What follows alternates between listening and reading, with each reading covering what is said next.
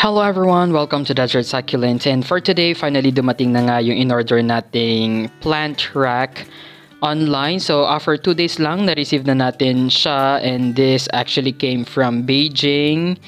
And so ito yung laman niya sa loob, may parang manual siyang ganyan, very simple lang yung kanyang instructions.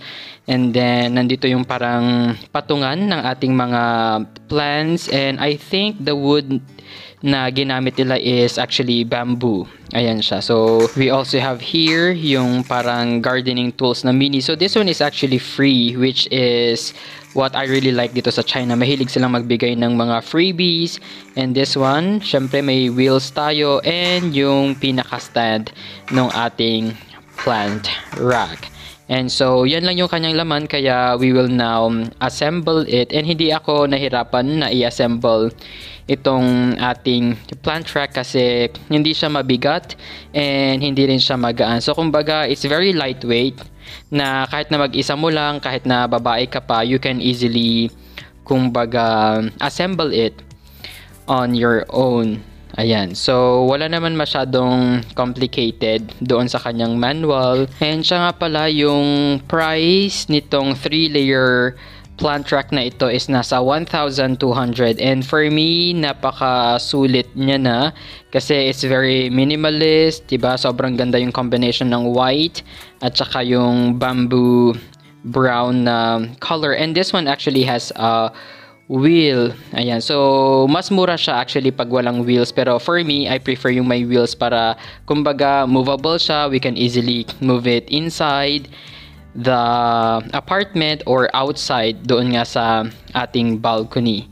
Ayan. So, it took me almost 40 minutes to assemble everything, and yung pinakapatungan niya na bamboo is hindi na siya ini-screw. Literal na ipapatong mo lang siya doon sa pinaka-frame na ginawa natin. Kaya, kumbaga, it's really time, or kumbaga, I really save a lot of time kasi wala na tayong ilalagay na screw dito nga sa kanyang bamboo rack. So, I'm not really sure, pero I think may mga ganito rin na binibenta online sa Shopee and Lazada. Kaya if you happen to see this kind of parang binibenta online, I think I would recommend it kasi sobrang ganda niya sa personal.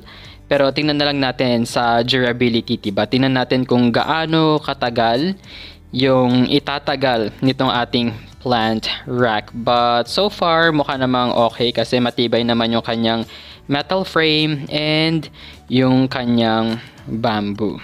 Ayan. So, sa ngayon, this is my very first plant rack. Tignan natin in the future. Baka bumili pa ako ng mas madami pang plant rack para sa ating indoor gardening. Ayan. So, ganito yung sinasabi ko sa inyo na ipapatong nyo lang siyang ganyan. Talagang perfectly na nakafit yung bamboo sa metal frame. So, same thing dito sa pinakababa and even doon sa pinaka-last na layer. And with regards sa wheels niya, I think wala naman akong naging problema. Ayan, itry natin. So, we can actually easily move it. Ayan, comfortably. So, this is really perfect para doon sa mga naghahabol ng araw or ayaw maulanan yung kanilang mga succulents, diba? So, for me, ilalagay ko itong ating plant rack doon sa labas, sa balcony.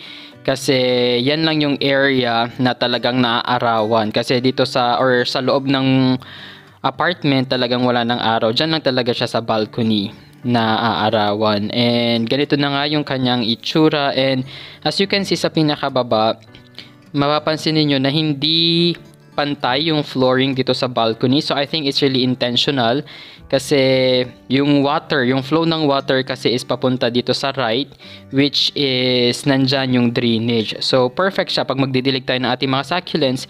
At least, diba, lahat sila or lahat ng tubig diretso sa drainage at hindi magbabaha dito nga sa ating balcony.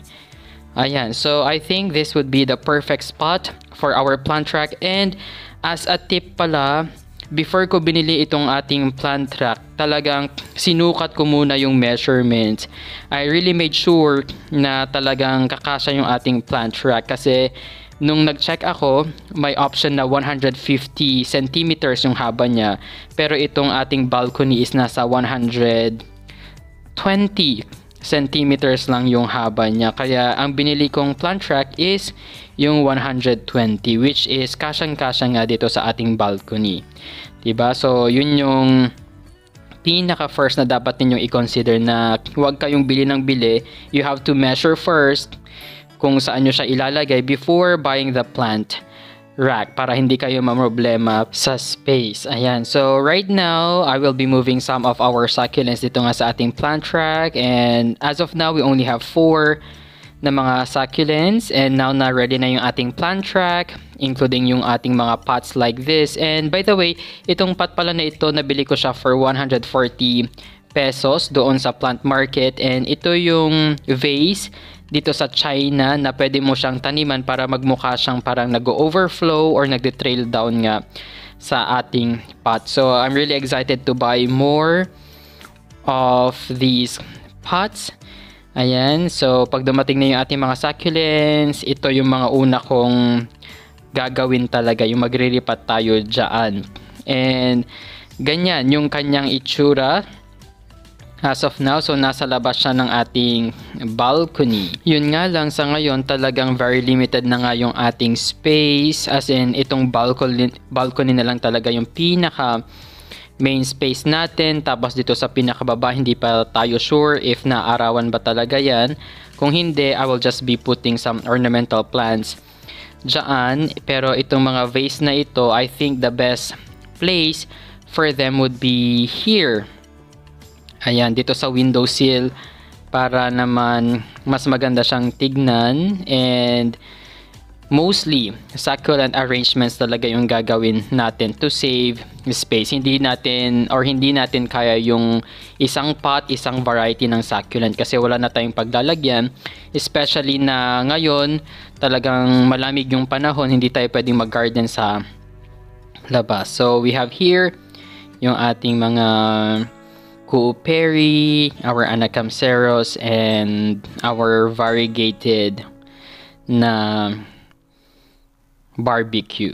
Ayan. So far naman, pink pa rin siya. And from the inside, gusto ko ganito yung itsura niya. Gusto ko pag gabi, nare-relax pa rin tayo.